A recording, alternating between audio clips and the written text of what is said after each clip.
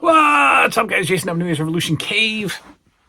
It is a Friday, and it's 30 most memorable wrestling moments. That's right, here on the big show. Happy day after Thanksgiving to all of you. Hope you're doing all right. Figured I'd let you know I'm selling something. Proceeds go to my friend. The big pumpkin that I got. Remember the Friday the 13th pumpkin that I bought a while ago, the inflatable video store promo? That's up on eBay right now. I'm letting that go. It's huge. It's really quite huge. And it's inflated, and it's under my couch right now down here in the cave. So I've decided to get rid of it. If you want another piece of the collection, it's on eBay. I paid $150 for it. I listed it at $200 on eBay. It got like no interest. I think it's down to like $130 now on eBay. So whatever. If you want to go check out my eBay page, link down below. All right, it is my top 30 favorite or most memorable wrestling moments, and I'm excited to talk about this one because it goes hand in hand with yesterday's episode of Wrestling with the Past. My number 9 most memorable wrestling moment is tape trading, folks. Tape trading. What do I mean by tape trading? Well, with tape trading, you only really traded tapes back in the early 90s, even late 80s. Tape trading obviously morphed into DVD trading, and then eventually morphed into file trading. But it's still called tape trading. You know, we keep it real. We keep it OG in the tape trading world. Tape trading means that I was able to amass a huge wrestling footage collection, and has been entertaining me for 2 decades. All of the footage that I have, everything that you see on Wrestling with the Past, I'm actually watching a disc of, unless the disc is scratched, and then I got to go find it on YouTube. Some of the discs over time will freeze, and that's disappointing. And I know everybody will tell me to archive it digitally, but everything that I'm watching on Wrestling with the Past is on disc. I've already kind of talked about how much stuff I have. And at the end of this, I'll show you a little video that I put together. I couldn't dig everything out, but it gives you kind of an idea of how I've cataloged everything over the years and how I've collected everything over the years. So tape trading, I assume, has been going on forever. I discovered it in around 2000. Maybe 2000, 2001, 2002, I discovered tape trading. And basically you would find through, forums were a big deal back then. You would find a forum.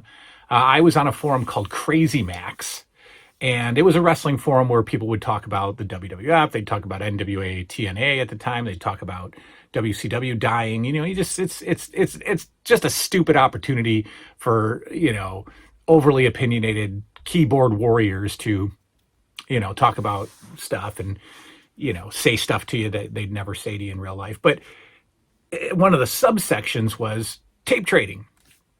And I wanted footage. And before I found tape trading, before I found crazymax.com, you could buy stuff off of eBay. This is before eBay was really cracking down on copyright stuff. So I started buying old footage in like 2001. And the very first piece of vintage or old wrestling footage I bought was a WrestleMania cassette. A WrestleMania VHS tape was the very first, piece of tape trading. And it wasn't even, remember when Coliseum Video put out like that big collector's pack of WrestleMania? I think it was 10 of them. They put out the first 10 WrestleManias in this big, VHS box set. Well, you could also buy those individually, and I got WrestleMania 1, and I just started watching it. And then from there, I would buy Madison Square Garden house shows off of eBay. And I would only buy them from 85, I maybe 80. I think I would buy a few from 84, and I would just get like one a month, and I would watch it, and then I'd want the next one, right? I'd want the February 84 show or whatever. And what I would do back then is I would have the disc, and obviously it was a bootleg disc. I would put it in a DVD case, a blank DVD case, and then I had this software, this program that you could make a DVD slip cover, right? And then you buy these DVD slip cover pieces of paper from Staples or whatever at the time. They were already perforated to come out perfectly like a DVD cover. And I would I would, type it all out. On the front cover, I would say what the show was. You could even do the spine. And then on the back, I would have the match listings. And I would put those, I remember I would put those in my room on a shelf like this big, because that's all I had. I had just a row of MSG DVDs, all with a white DVD cover with, black typed out writing on it. And that was my collection at the time. And it blew from there. Also, what I would do when I was watching old house shows, again, before I got the whole, all the footage, I would lay there and I'd watch it, and I would write down the matches in a notebook. And I would just, SD Jones versus Charlie Fulton, match 1, match 2, match 3. I would just write them down. I don't know why. I would just jot them down in a notebook. Then tape trading happened. Then I found Crazy Max. And so what happens is, however it happens, people have footage. And you would put the footage into years. So WWF Championship Wrestling 1984 was available on these tape trading websites, and you'd either purchase or you'd trade. And so, I'm going through, let me start with WWF 84. Somebody would have it. Most of the people on the trading would just go back and forth with each other. So everybody had everything that everybody else had for the most part, right? Until new footage got uncovered, and then somebody would find it. Somebody would almost claim it, like if it was their own, make a set of it, and then sell it. It was crazy. So one guy would have the market cornered if he found new footage. And there were a couple people out there that were always putting together new sets, whether it was like AWA 88 TV, I don't know, WCW Worldwide 91. Somebody, it wouldn't be out there, it wouldn't exist until somebody put the set together somehow and then did what was called a bulk sale. They wanted 10 orders or more at like $50, $60, $70 a piece before they released the set to the masses. Because once it's out there, now it's trade material. So nobody's going to buy it. They're going to trade for it now. So it was fun. But anyway, I would get, WWF 84. And, depending on the seller, you'd get it from like you'd get the Boston feed or you'd get the New York feed, and they'd advertise that too. They'd be like, all right, it's 52 episodes on 26 discs, or 52 episodes on 52 discs of WWF Championship Wrestling 1984 New York feed with commercials. You're like, oh, that's the set I want. And they give you screen caps and everything, and they show. So before I had stuff to trade, I would have to buy that stuff. And again, it ranged from $50 to $70 for a whole set. And, back then, the quality of discs was important. The good sellers would only sell on either Sony discs or verbatim discs, they were called. And when they traded, they only wanted Sony or verbatim discs. And so you had to go buy good discs in order to trade with somebody, because they wouldn't want your crappy Big Lot discs. So I would just start there. I would just get like WWF 84, and then I'd watch it, and then I'd want more. And so I'd have to get WWF 85. Well, 85 there's a championship wrestling set out there. There's a complete all-star set. You just had to, like, then when you got into 87 and 88, you got Wrestling Challenge, you got Superstars of Wrestling, you got Primetime Wrestling, you got all the house shows from that year, you've got the pay-per-views from that year. So it took forever. And I got so much into it that I bought a new tower for my PC at the time. I bought like I had multiple disk drives put into my tower so that I could burn 2 or 3 disks at the same time and then package them up and trade them. So I could put a set together in a night. If I stayed up a few hours, I could make one whole set and get it ready for trade the next day. It was that involved. And so at one particular time, I mean, my house had, hundreds and hundreds of blank discs all in their little cylinder case. I had thousands of envelopes, DVD envelopes. And I was just, running this big trade world. And it was great. It was awesome. And so that's how that all happened. And so the footage that I've been able to gather, so I'll show you the video, but so this is sitting right next to me right now. This is ECW TV, 99, 2000, and then TNN. And that's just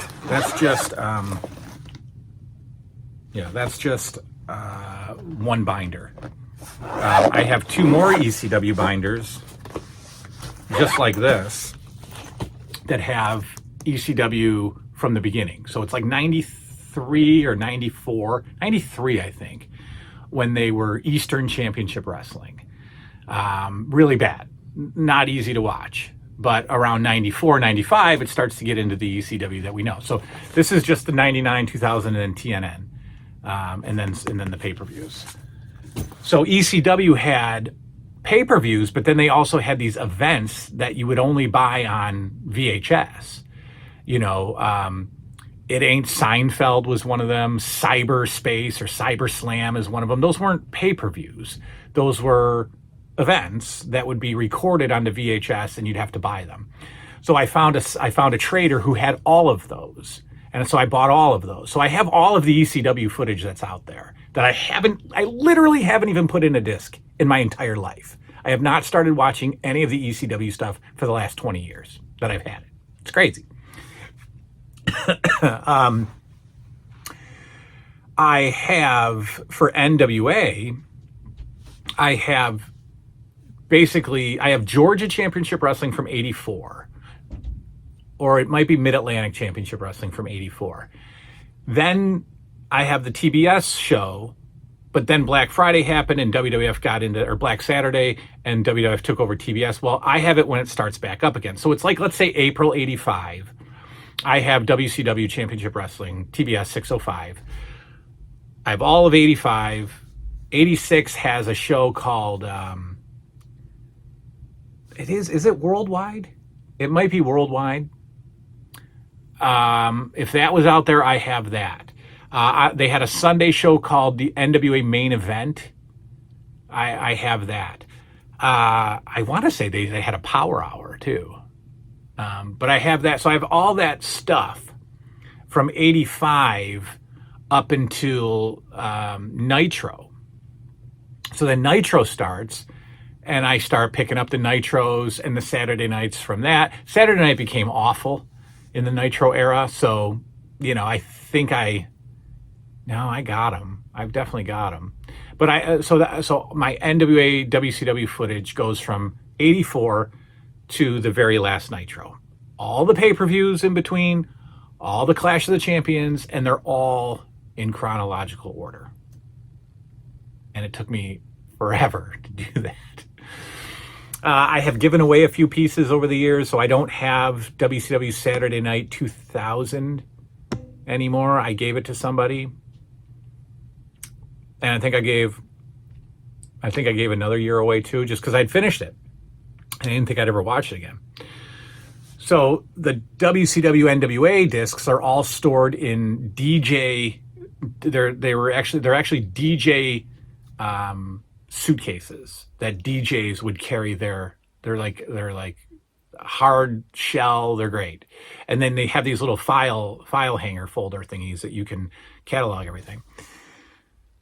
The WWF stuff, man, I mean, I bought everything I could that wasn't a complete run. So the complete runs start in 83. There's a complete run of 1983 WWF Championship Wrestling. So you start there with the complete runs. There's a ton of footage pre-83, and I just bought whatever I could get my hands on. There's house shows. I have house shows from 77 that I've watched. You know, Dusty Rhodes versus Superstar Billy Graham. I've got all that. Then 83, I've got a TV show, and then 84 is when I just start collecting in order. So 84, I have, well, you've seen it all. We've done it on Wrestling with the Past. So I have all of that footage up until Monday Night Raw 1994, I think. I think 94 is the last year that I wanted to collect because I was still in high school. I don't have anything post 94. So, and it's been so long, I don't even know what I have into the, so I know I have Superstars and Challenge all the way through 86 when Challenge started, all the way to when it ended, 93, maybe 93 or 94. I have all of Superstars right up until that time. I have the whole Raw run up till 94. All the pay-per-views, absolutely every pay-per-view from 1985 to 1994, I have them all. And they are all in order. And so I have a lot of footage. I don't even know if I'll watch the footage in a lifetime, folks. NWA WCW is done. I'm only in 1985 in WWF. I got a lot of ways to go. A lot. Now there's less house shows footage out there in the 90s. So 90, 91, 92, 93. There's not a ton of MSG. There's no Philly. There's no Boston Garden. You know, so I might be able to watch it a little faster, but all the Saturday Night's Main Events, of course. I have everything. And it started with tape trading, and it has changed it's given me something that that I'm able to relive moment by moment in order. I mean, it's such a gift. I don't have to hop around. I don't have to find a show on YouTube and skip 6 months because they don't have any footage. I can watch it as it aired in order. And that all, like I said, that all started about 2 decades ago with tape trading. There was a couple of people out there who were, I don't know where they got the footage, but they were massive producers of content. It was a guy named Landy and a guy named Dr. Delaware. Right? You got to have some goofy tag name in your forum, but somehow these guys just unearthed stuff. And so it stopped when I was done. Thankfully I was done. And then tape trading got banned on the forums because they were getting into trouble. And so it got banned in the public forum, but if you were a member of the forum, you had to get private entry into the tape trading, and you weren't allowed to advertise, and you did it off the website, and you just did it through email or whatever. So tape trading was no longer. And I don't know where it is today. I don't know. I have no more need for footage. So tape trading, memorable wrestling moment number 9. I got a lot of stuff, and I have no way to burn it now. I don't have a PC, and I wouldn't even know how to burn a disc now, but it's been such a gift. I'm so lucky to have all this footage, and I just get to watch it all and share it with you through Wrestling with the Past. All right, that's all. If you want that silly Friday the 13th pumpkin, go check it out on eBay. That's all I got. Hope you all have a good Friday. Tomorrow is a memorable television moment. And then Sunday's another episode of the Power Hour. Plenty of questions to go. Plenty of questions. I don't think I have anything else. I'm dragging because I don't know if I have anything else to say. Yeah, the Nintendo. Hey, want to play some Nintendo? That is going to get paired up on Tuesdays. No, it's Wednesdays. Wednesdays, it's going to be, hey, you want to play some Nintendo and movies I haven't seen until now. I'm going to double up. I'm going to put those 2 shows on Wednesdays because the Nintendo show is not performing the way I want it to perform. So we're going to do 2 shows that day and hopefully give you something to enjoy. All right, that's it. I'm done. Good night now. All right, so as you can see, this is one of 3 cases, and it's for all NWA WCW. So I did give some away. I did send something to somebody, so there's some spots missing. But here's Thunder 99, Nitro 99, Saturday Night 98, Saturday Night 99, Thunder 2000. I don't know what's, I think Saturday Night 2000 I gave away. Thunder 2001, Nitro 2001, 2000. What's this? All the Clash of the Champions. And then below there is the same thing for 84 to 98. Are all in those 2 cases. So that's the WCW stuff. Here's one binder of ECW 99, 2000, and TNN, and then all the pay-per-views and events. And then here's some of the leftover events that I did. So I have every ECW show, like so the Buffalo, I forget what it's called, Buffalo Blizzard or something, Cyber Slam 98. Like I've got them all. And then I have ECW from, I think 93, 94 it started. So I've got all of ECW. And then this is the, let's see, this is the current box that I'm working out of for WWF. So this is, let's see how I do it. Let's see, hang on. All right, so this is everything WWF from that isn't like a complete set. So this is WWF 80. We've got 77. So those are house shows and TV shows from 80, 77, all the way up to 84. So I've already watched all of this. Then we start to get into full months. So here's like April 85, May 85, June 85, blah, blah, blah, blah, blah, blah, blah, blah, blah. And this box ends with 1985. But then in the other room, there's everything from 86 to 94. So there's a lot of stuff.